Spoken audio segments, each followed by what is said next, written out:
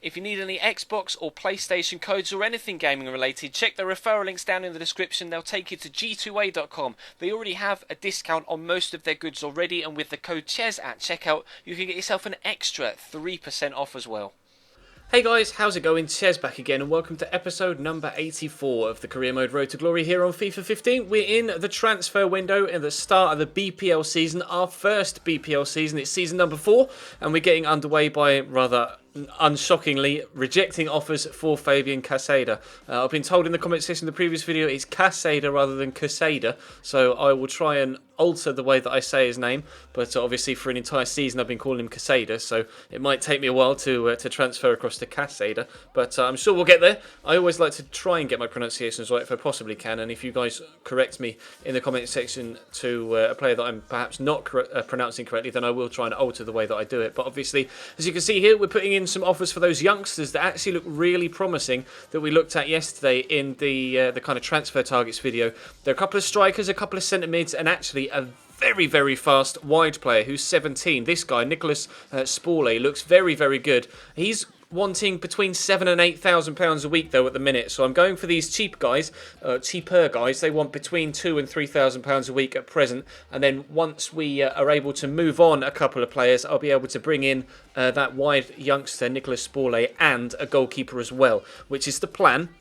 Right now we don't have too much money because obviously our starting budget is quite low, unfortunately, but we'll try our best to eke out what we can with the money that we've got. And we are looking to move on Pierre-Sylvain Abogo, and Portsmouth came in with an offer of 150. I'm going to counter offer 220 just to try and eke out as much money as I possibly can so that it can all go into the wage budget to transfer across to try and bring in free agents and loan signings, etc. But the first signing has been done. Kevin Schmidt, an 18-year-old striker, will come in. I actually think he might go out on loan, but he looks like a promising player. So does Strahil Georgiev, and he will get some first-team football this year for sure. And he's actually going to accept this other offer we put in for him. I think he accepts the 1751. If not, he accepts someone after that. I've kind of spoiled that one because I got ahead of myself. But still, we're looking at Strahil Georgiev as well. Also, the two youngsters, Stefano Gabbiadini and Juan Andrés Aguilar, the two centre mids, both look promising and kind of mid-60s in rating at present. But being in their teens or 20 years of age, as Juan Andrés is, then obviously they have the potential to grow. And actually Stefano Gabbiadini is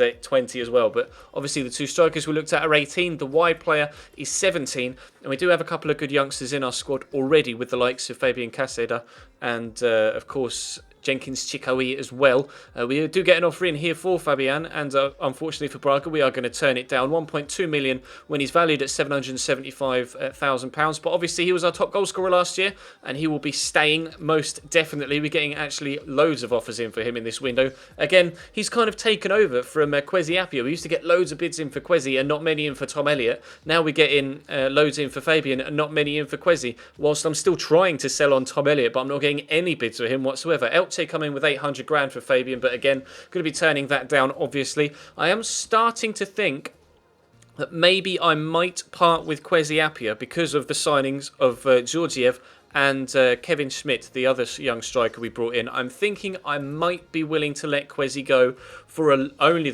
for a large sum, but you'll have to give me your feedback on that in the comment section and let me know what you think. So you can see though, transferring the money into the wage budget from the Abogo deal, we now have a wage budget of £17,600, rejecting another bid for Fabian Casada with Pek Zwolle bidding 1.2 million. I think it was 1.2 anyway.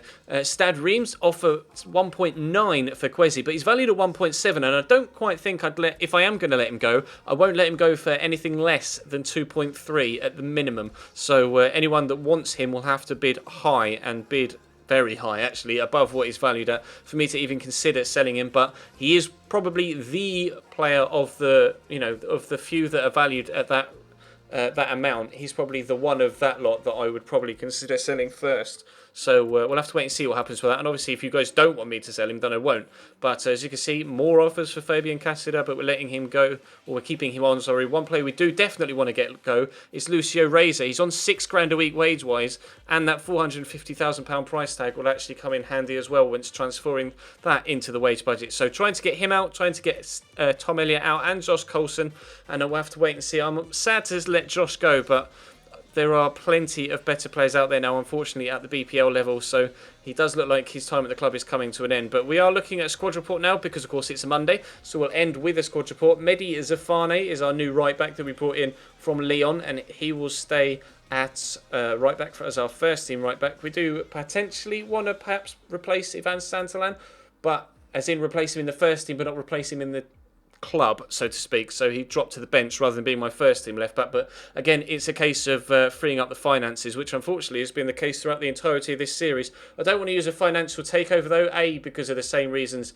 that the my player reason, why I don't open up the club there to get the boosts, etc. Because people gift me so much stuff that I get so many different gifted things, I just can't open it. So unfortunately, we have to stay with the money that we've got right now and try and generate the money in a realistic sense by moving on players that we already have, which is what we're trying to do.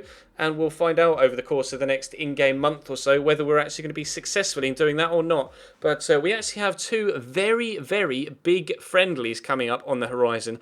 We obviously, as we've been in the lower leagues, tend to play other teams that are kind of at that level. And obviously, we've done okay with teams at that level. Obviously, we've got 3 back-to-back promotions, so we're clearly good enough to play championship-level teams. But our first friendly is Bayern Munich, and our second friendly is Borussia Dortmund. So it will definitely be a tester, and we'll find out where exactly we are when it comes to that level of playing.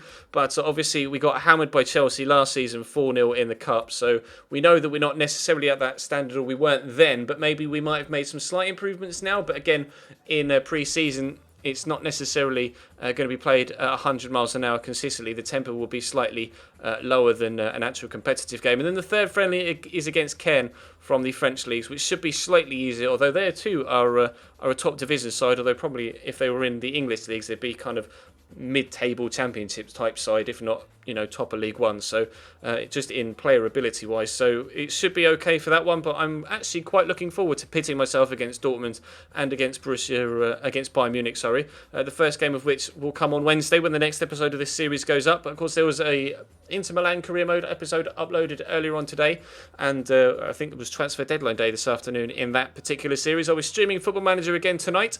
If you missed last night's stream, or if you don't want to miss out on any streams, then click the link in the description to my Twitch channel, and it will link you over there so you can follow that channel. Follow me on Twitter as well, link in the description to that. And of course, feel free to subscribe to the channel if you haven't already, to make sure you don't miss out on any further videos here as well, whether that be this series, the My Player series, which actually had a 100th episode special go up yesterday, or the FIFA Online Career Mode series, which is going down very well. We had a game yesterday against Pepsi FIFA, or any of the other stuff. You guys know what is going up on this channel. So thank you very much for watching, and I'll see you next time.